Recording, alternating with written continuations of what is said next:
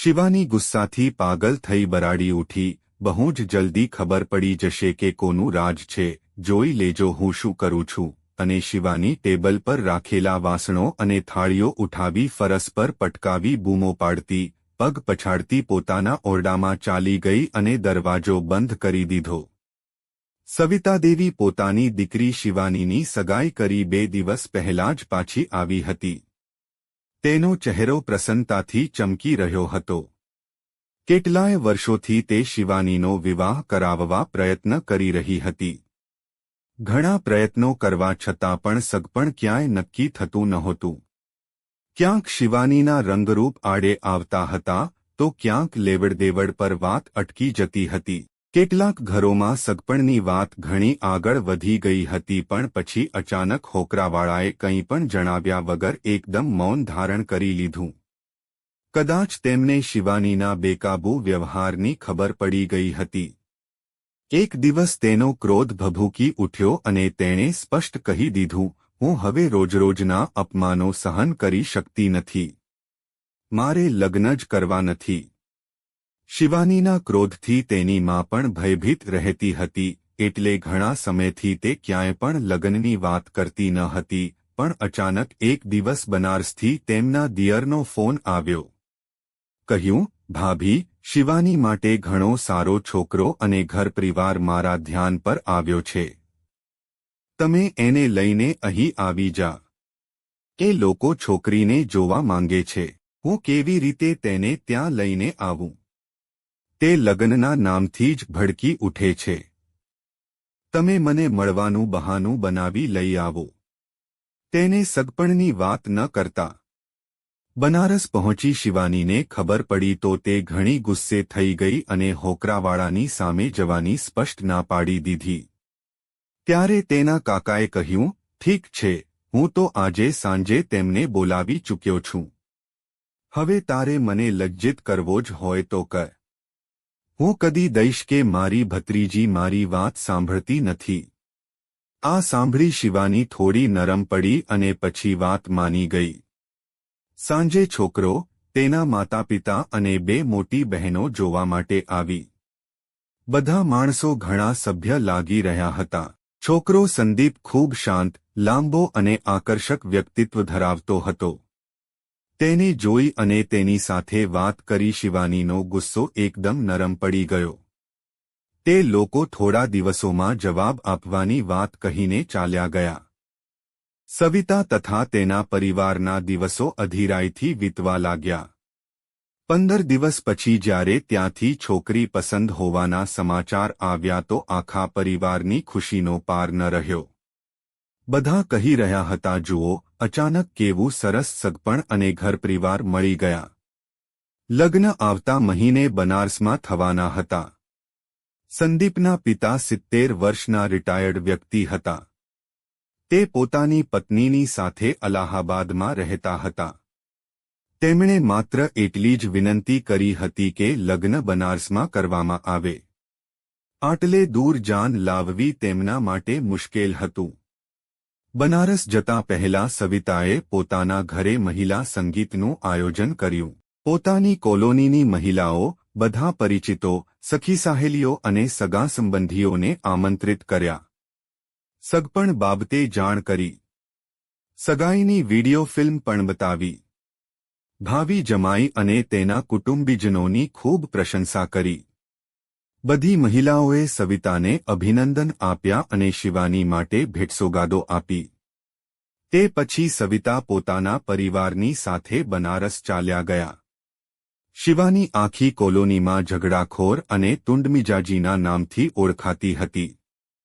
તે જ્યારે કોઈની સાથે લડતી ઝઘડતી હતી તો બધી સજ્જનતાઈ, શર્મ વિવેક મર્યાદા એક બાજુ મૂકી દેતી હતી. શબ્દોના એવા તીખા ડંખ મારતી હતી કે સાંભળવાવાળા સડક થઈ જતા હતા. એનું હથિયાર માત્ર એ જ હતું કે તેના સ્તરથી નીચે ઉતરીને તેની સાથે કોઈ ટક્કર લઈ શકતા નહોતા. આ જ કારણથી તેનું નામ ઝઘડાખોર તુંડમિજાજી પડી ગયું હતું. સવિતા અને શિવાનીના ગયા પછી કોલોનીની મહિલાઓમાં શિવાનીની ચર્ચા ઘણા દિવસો સુધી ચાલતી રહી કે અરે, આપણે બધા તો કહેતા હતા કે આ કંકાસિયણ સાથે કોણ લગ્ન કરશે, પણ તેને તો કેટલો સુંદર અને એન્જિનિયર છોકરો મળી ગયો છે. તેના પરિવારના લોકો પણ સારા લાગી રહ્યા છે. કોણ જાણે આ ઝઘડાખોરને કેવી રીતે પસંદ કરી લીધી. લગ્ન નિર્વિઘ્ને પૂરા થઈ ગયા. શિવાની થોડા દિવસ અલાહાબાદ રહી. તે પછી હનીમૂન પર જતી રહી અને પછી સંદીપની સાથે રહેવા તેના ઘરે આવી ગઈ. 1 વર્ષ હસીખુશીથી વીતી ગયું. તે પછી જિંદગી સામાન્ય રીતે ચોક્કસ ઘરેડમાં ચાલવા લાગી. સંદીપ પ્રાઇવેટ કંપનીમાં નોકરી કરતો હતો. સવારે 9 વાગ્યે ઘરેથી નીકળી જતો અને સાંજે 8 વાગ્યા પહેલા ઘરે આવતો ન હતો. શિવાની આખો દિવસ કંટાળી જતી. એક દિવસ પરેશાન થઈને સંદીપને કહ્યું, મારે તો સમય પસાર કરવો મુશ્કેલ થઈ ગયો છે. દિવસભર શું કરું, કશું સમજાતું નથી. આ સમસ્યા તો તારે જ હલ કરવી પડશે. હું તેમાં કંઈ ન કરી શકું. ઈચ્છા હોય તો કોઈ કામ તું પણ કરી લે કે પછી ભણવા માટે તારી યોગ્યતા વધાર, પત્રવ્યવહાર દ્વારા B.Ed. કરી લે. કોઈપણ સ્કૂલમાં સારી નોકરી મળી જશે.